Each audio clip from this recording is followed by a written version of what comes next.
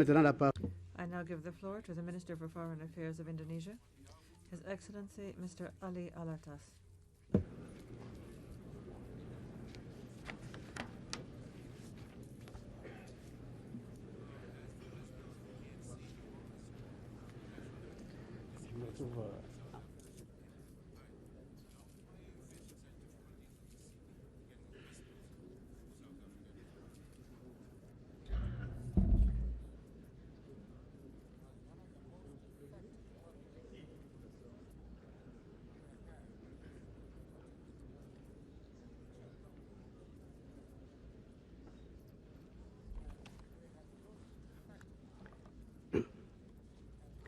Mr. President, Mr. Secretary General, it gives me great pleasure to extend to you, Mr. President, also on behalf of the Indonesian delegation, our congratulations on your election as President of the 49th session of the General Assembly.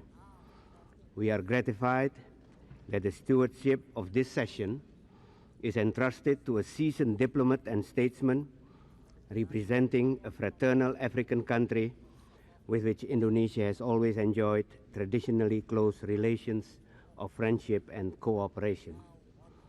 May I also express our deep appreciation to your distinguished predecessor, His Excellency Ambassador Insanali of Guyana, for so capably guiding our work during a most eventful year.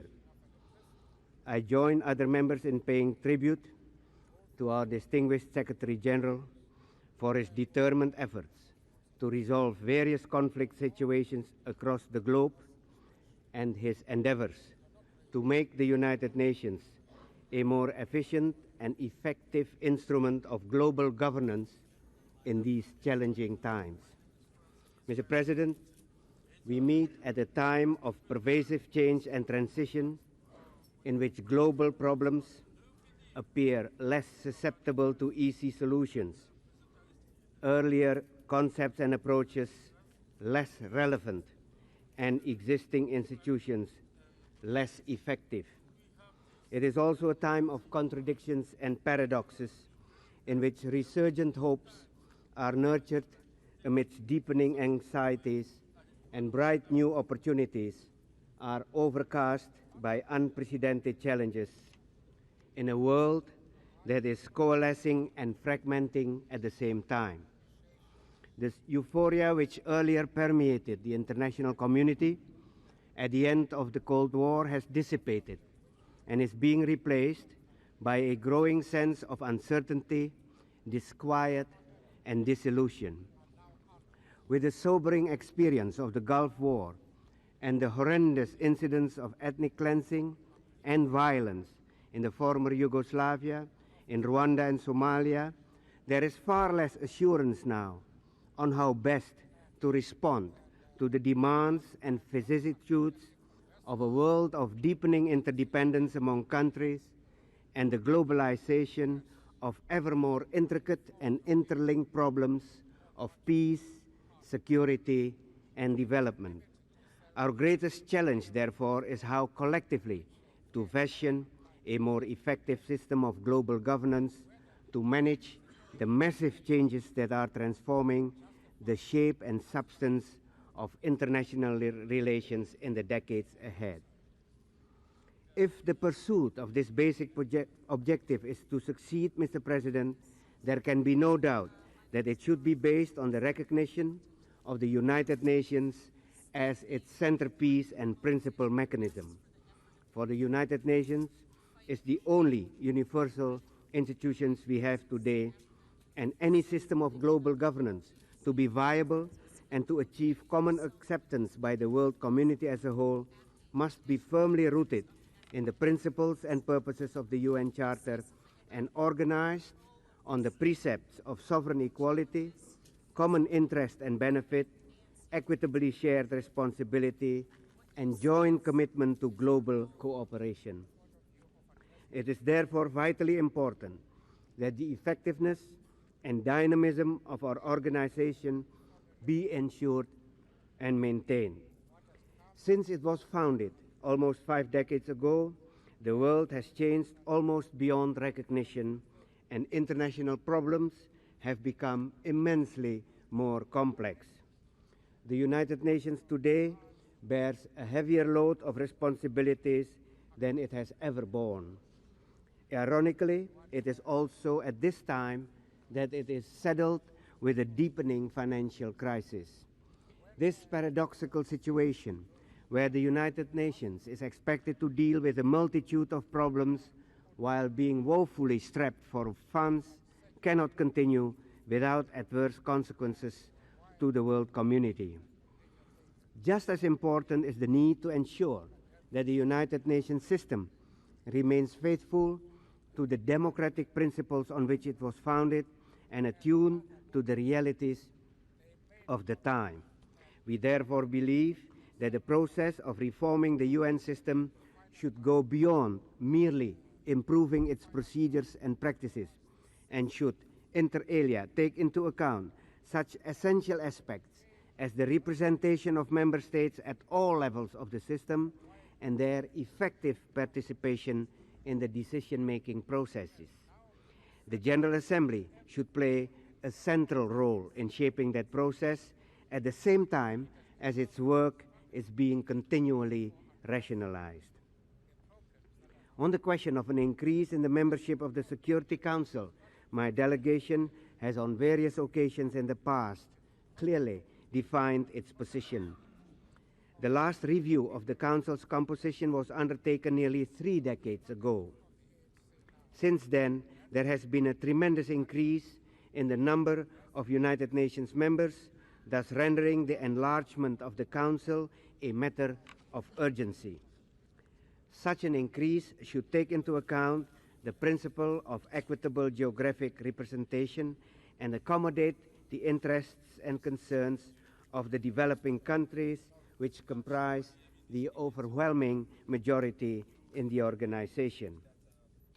Further, my delegation supports the proposal to increase the number of permanent members on the Security Council. In this respect, it is our view that while the principle of geographic representation is important, it should not be the only criterion to determine eligibility for new permanent members. We believe that other objective criteria are equally important, such as political, economic, and demographic realities, and a country's capability and record of contributing to the promotion of peace, security, and economic development both regionally and globally, as well as the commitment of states to assume the responsibilities inherent to such a status. In these endeavors, our goals must remain the promotion of transparency, legitimacy, accountability, and efficiency. In the economic and social fields, as well as in development cooperation, it has been said that the United Nations system operates without sufficient coordination and coherence. However, in addressing this concern, we do not see the particular merit of a proposal for the establishment of an Economic Security Council at this time.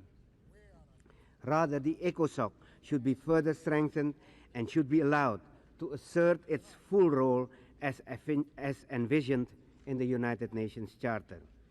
In this regard, I think it would be productive to invite the ministers responsible for finance and development planning or other relevant ministers to participate in the deliberations on important development issues at ECOSOC's high-level segment meetings. The United Nations should also continue to strengthen its coordination with the Bretton Woods institutions so as to achieve increased policy coherence and to enhance development cooperation. Mr. President, although the demise of the Cold War has reduced the threat of nuclear war, it has not eliminated the danger posed by nuclear weapons. Nuclear disarmament remains an imperative.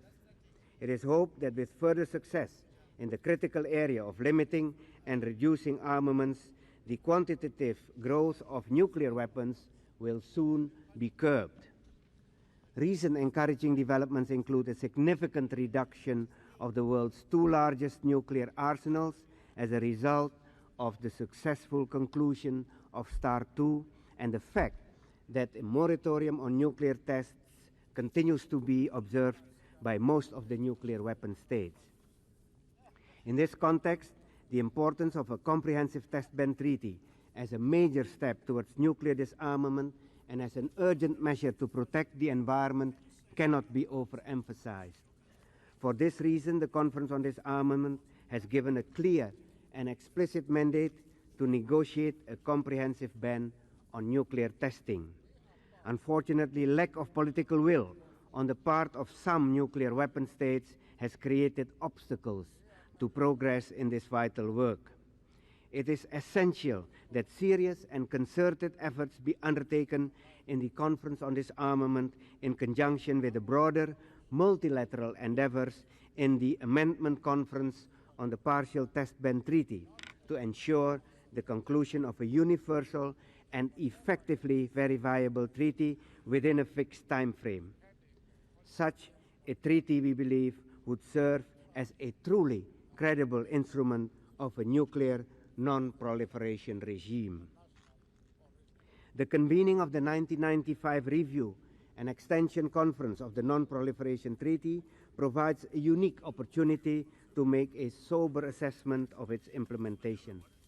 It's beyond doubt that the question of the NPT's extension is linked to such critical issues as nuclear disarmament, the dissemination of nuclear know-how for peaceful purposes, security assurances to non-nuclear states, and the establishment of nuclear weapon-free zones. Hence, the issues we face next year should not be oversimplified to a mere choice between limited and unlimited duration, or between conditional or unconditional extension of the NPT. The longevity of the treaty will ultimately depend on the resolution of these multifarious issues and the sincerity of the nuclear weapons states in fulfilling their obligations. Mr. President, regional and sub-regional organizations continue to make substantial contributions to the cause of disarmament and peace.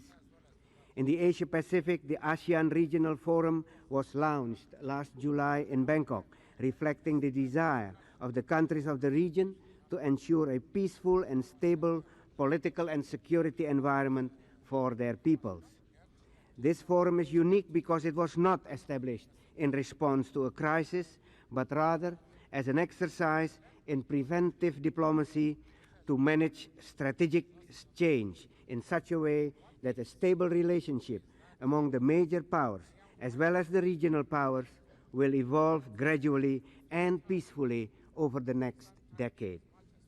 At the same time, ASEAN is intensifying its efforts to realize its blueprint for a zone of peace, freedom, and neutrality with a Southeast Asian nuclear weapon-free zone as its component part. Its realization would be a major step towards stable peace in the region and a significant regional contribution to global disarmament and non-proliferation. Although the Asia-Pacific region now enjoys relative peace, it is by no means free of tension and the anxiety of potential conflict.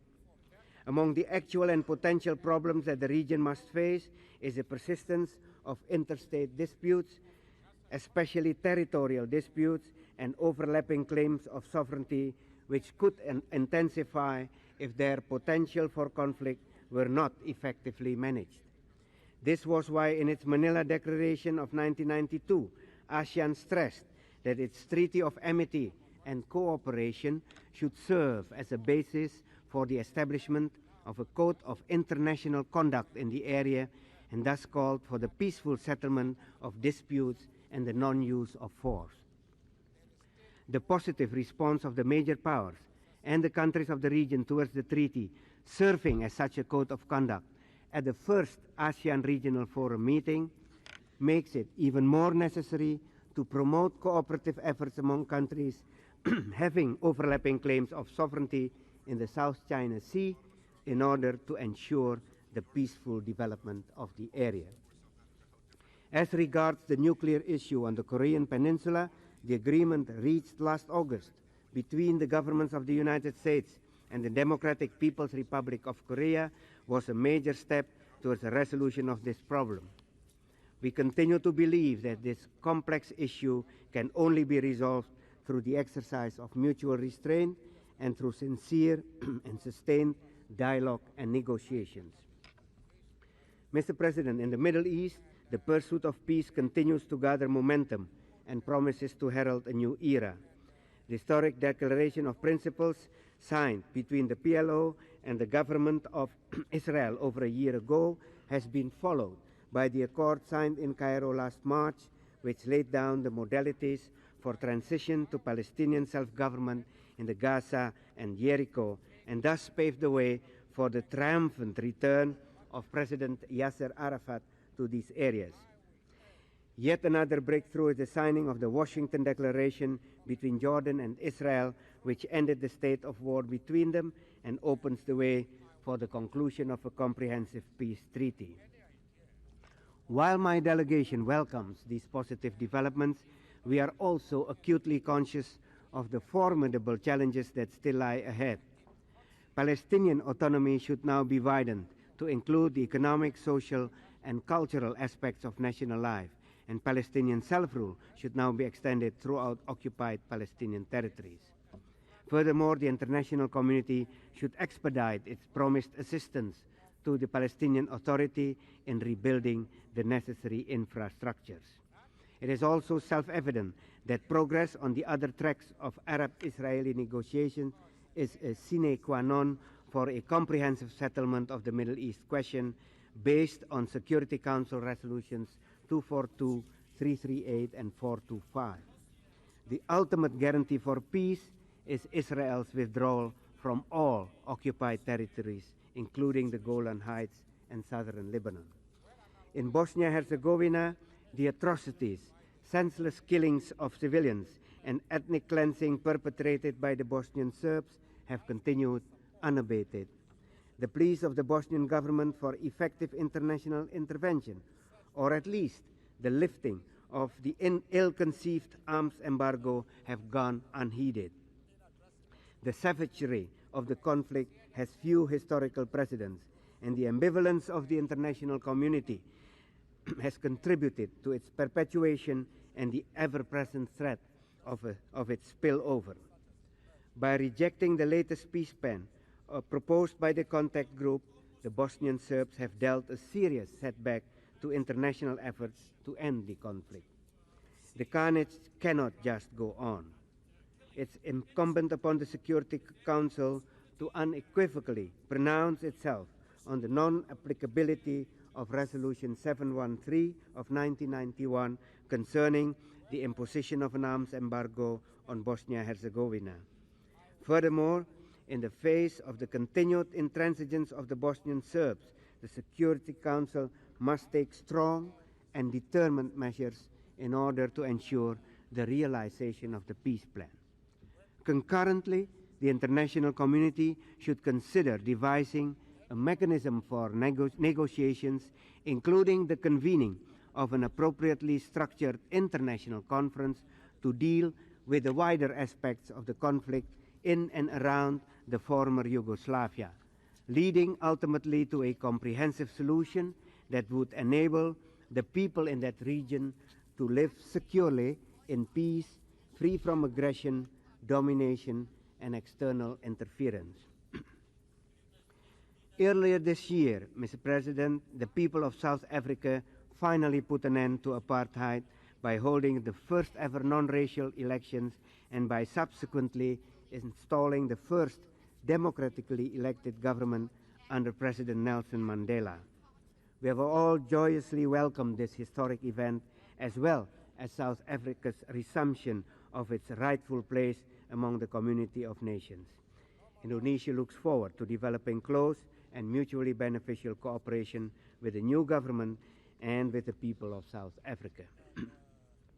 Elsewhere in Africa, however, we were deeply anguished to witness in Rwanda the rampage of violence which has triggered an exodus of refugees to neighboring countries and has brought about a humanitarian crisis of catastrophic proportions. With the end of fighting and bloodshed and the establishment of the new government in Kigali, we hope that the parties concerned will resume the process of national reconciliation based on the Arusha Agreement, which indeed provides an appropriate framework for the purpose. The situation in Somalia continues to be marked by recurrent outbreaks of violence and deterioration of the security situation. We remain convinced that the solution to the civil strife in that country can only be through sustained dialogue among all the parties under the auspices of the United Nations and the OAU. In this context, we hope for the early convening of the National Reconciliation Conference in accordance with the declaration of last March by the leaders of Somalia. The coming into force of the Law of the Sea Convention next month represents the culmination of efforts begun over 2 decades ago to create a new order for the oceans. The convention, which Indonesia ratified in 1985, will make a significant contribution in promoting the peaceful uses of the seas and in ensuring their equitable utilization. Mr. President, I do agree with the report of the Secretary General on an agenda for development when it cites the economy as being the engine of progress and of development as a whole.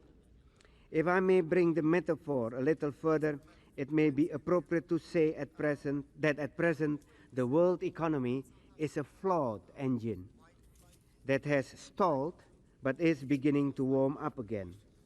It is flawed by the imbalances and inequities that have distorted the relationship of one of its most important parts, the relationship between the developed and the developing economies.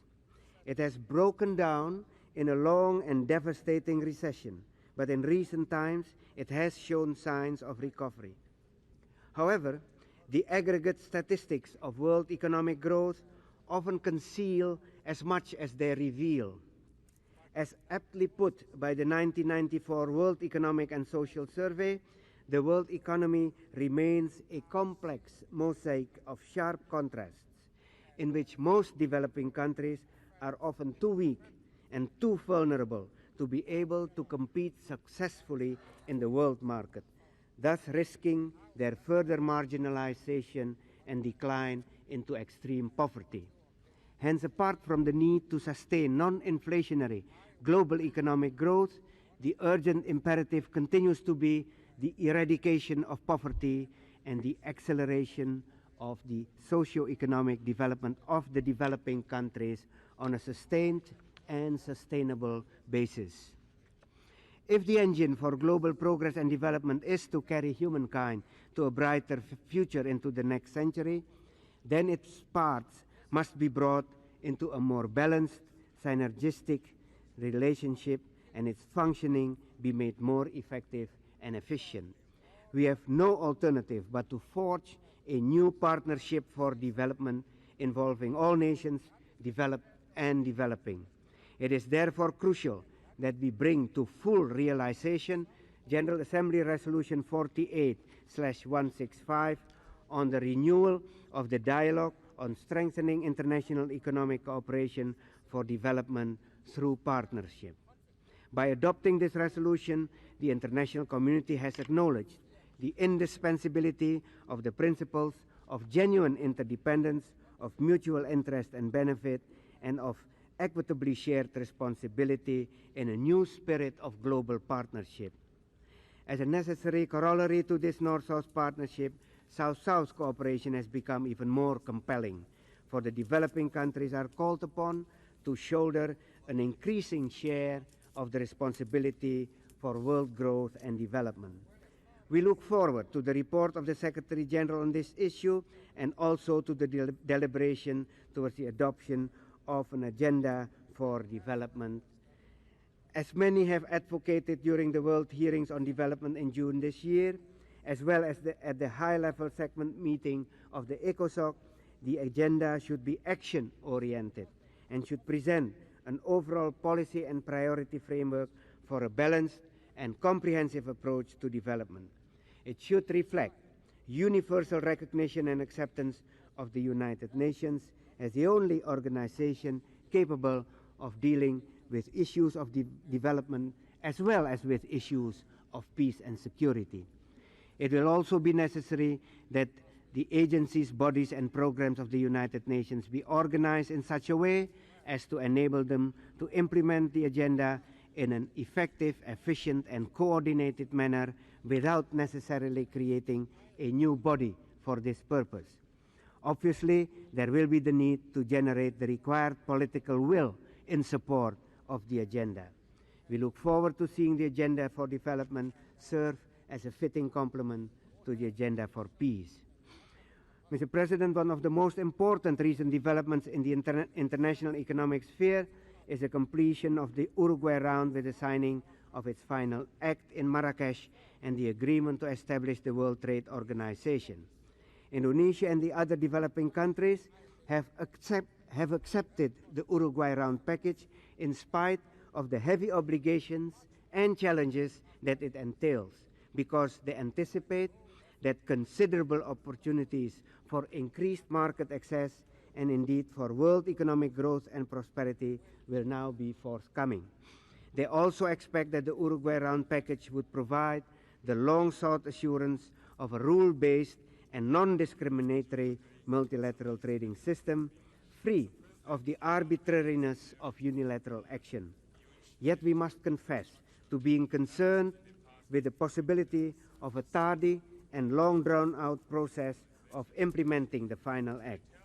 Such an eventuality will negate much of its original intent and rob it of its positive impact, as was regrettably the experience with the Tokyo round.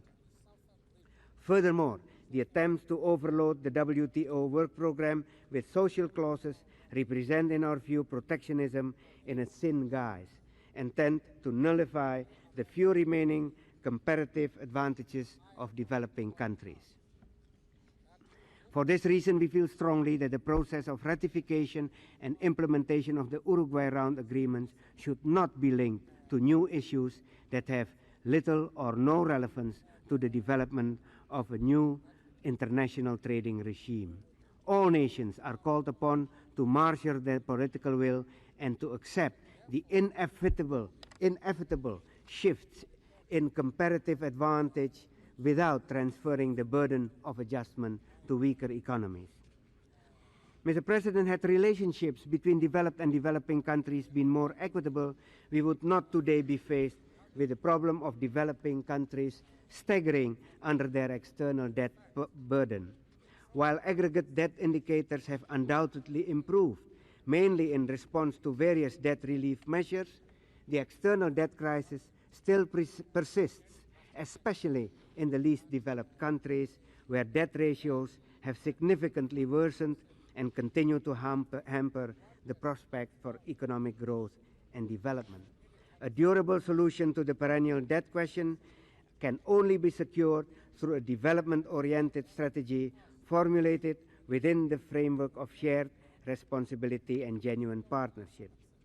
Thus, rather than taking a one-sided view of the causes of external debt, there is an urgent need for all sides involved to adopt a coordinated approach. As chairman of the non-aligned movement, Indonesia has given the highest priority to resolving this crisis. President Suharto has taken the initiative of conveying a memorandum on debt of the developing countries to the chairman of the Group of Seven on the eve of their Tokyo summit last year, inviting the G7 to engage in dialogue on this issue.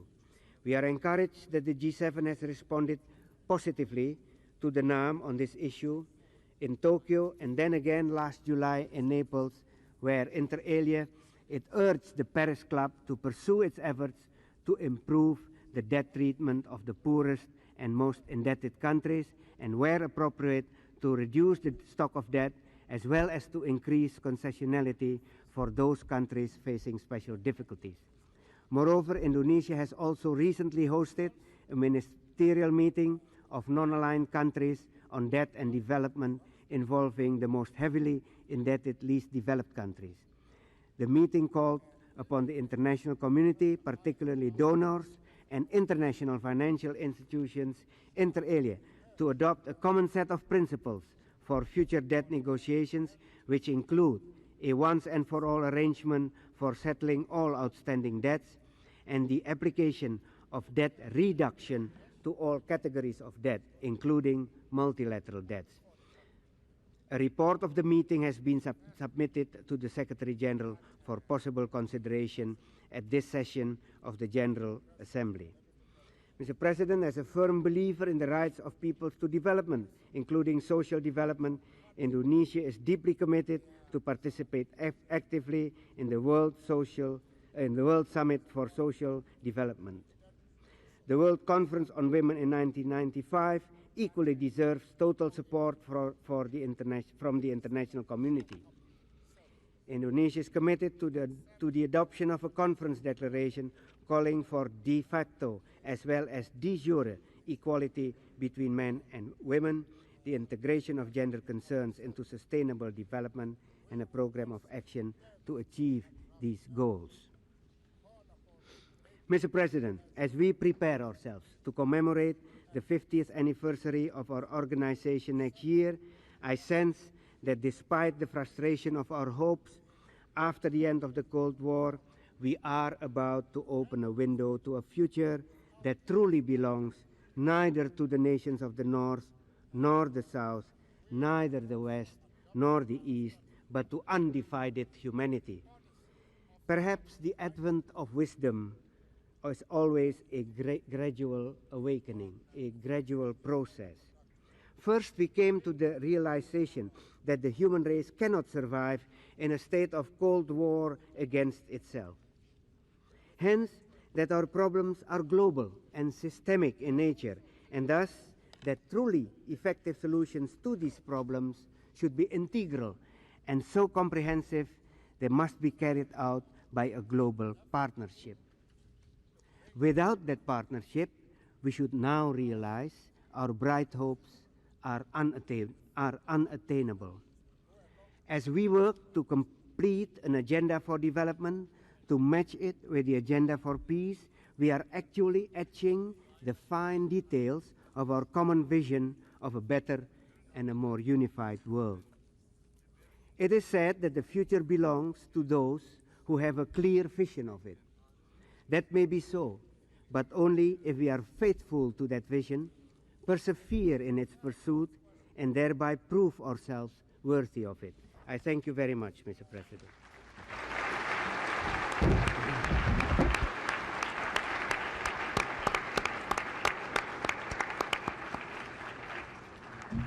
Doy las gracias al señor.